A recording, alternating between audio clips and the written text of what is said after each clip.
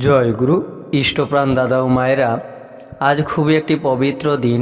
আজ 14ই শ্রাবণ, পরমারাধ্য জগৎজননী শ্রী শ্রী বড় মহারাজ 133তম শুভ জন্মদিবস। আজ ইষ্ট প্রসঙ্গে আমরা জেনে নেব শ্রী শ্রী বড়মার, জগৎজননী শ্রী শ্রী বড়মার শুভ জন্ম কাহিনী। ভিডিওটি লাইক করে প্রচুর শেয়ার করবেন যাতে তথ্যগুলি প্রত্যেকে জানতে পারেন।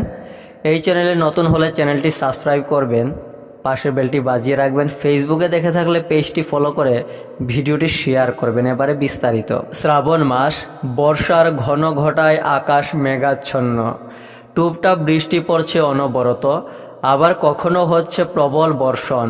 নিস্তব্ধ প্রকৃতির বুকে থেকে থেকে শোনা যাচ্ছে আকাশের গুরু গুরু গর্জন।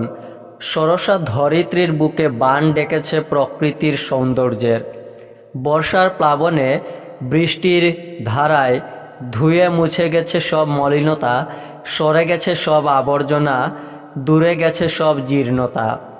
আকাশ চুয়ানো বৃষ্টির জলে ভরে গেছে সব নদী, খাল, বিল, ডোবা, পুকুর।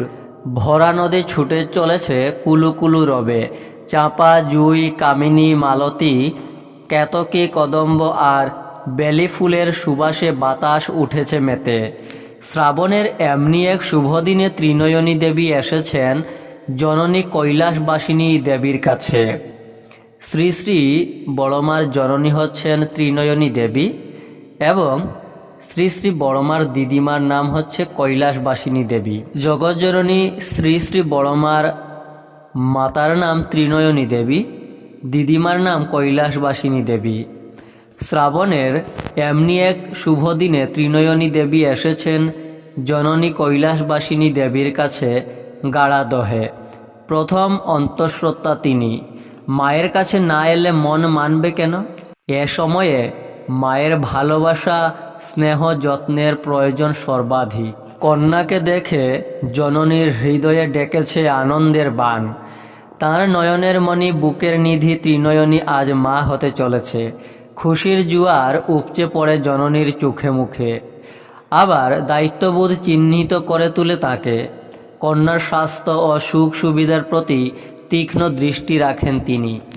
মায়ের যত্নে, দাদার স্নেহে সাথীদের সাথে গল্প করে দিন চলে যায় ত্রিনয়নী দেবীর পরম আনন্দে। রূপসী কন্যার দেহ থেকে ঠিকরে পড়ে আলোর দ্যুতি।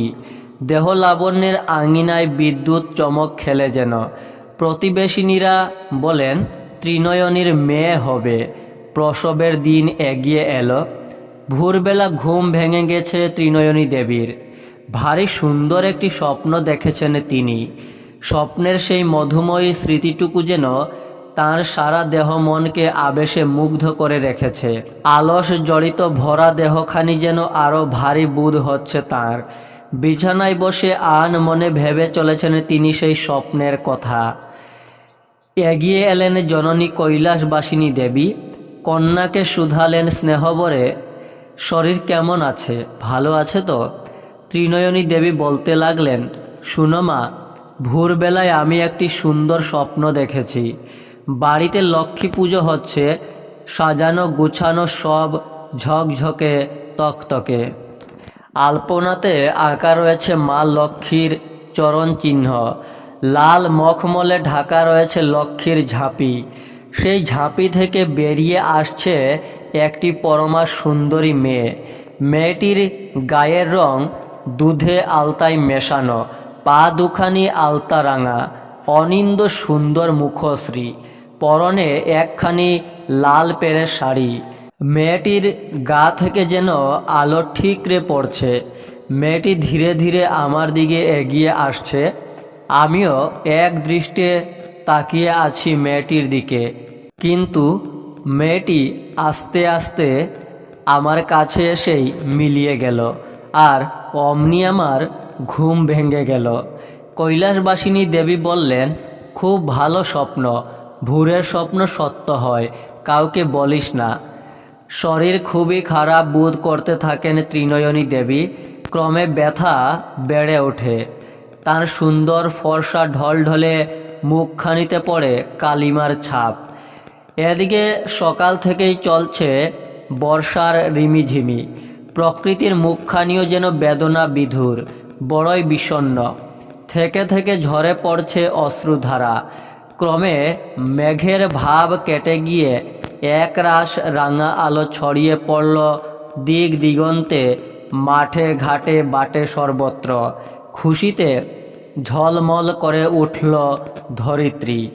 অমনি মঙ্গল শঙ্খ বেজে উঠল লাহিড়ি বাড়ির আঙ্গিনায়। তিনবার শঙ্খধ্বনি, তিনবার উলুধ্বনি পড়ল। মধুর মঙ্গলধ্বনি ছড়িয়ে পড়ল আকাশে বাতাসে, পল্লীর অঙ্গনে প্রাঙ্গণে মাঠে প্রান্তরে। রামগোপাল ভট্টাচার্যের পত্নী ত্রিনয়নী দেবী এক পরমা সুন্দরী কন্যারত্ন প্রসব করেছেন। আনন্দের বন্যা বয়ে চলেছে সকলের মনে প্রাণে। দিদিমা কৈলাসবাসিনী দেবী নাতনি কুলে নিয়ে বসেছেন, আর প্রতিবেশিনীর দল ভিড় করেছে নবজাত শিশুকে দেখার জন্য। দিব্য শিশুর রূপ দেখে সকলে মুগ্ধ। ঘর যেন আলো করে আছে শিশু।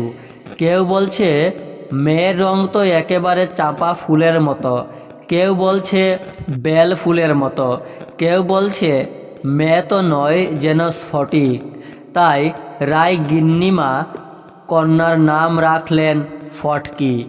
পরে শিশুর অর্থাৎ জগজ্জননী শ্রী শ্রী বড়মার নামকরণ হল ষোড়শী, কিন্তু ষোড়শীবালা ষোড়শীবালা নামেই পরিচিত হলেন। তাই তার ষোড়শীবালা নামই সর্বজন বিদিত। এই শুভ দিনটি ছিল 1301 সালের 14ই শ্রাবণ রবিবার। তিথিটি ছিল কৃষ্ণা দ্বাদশী তিথি।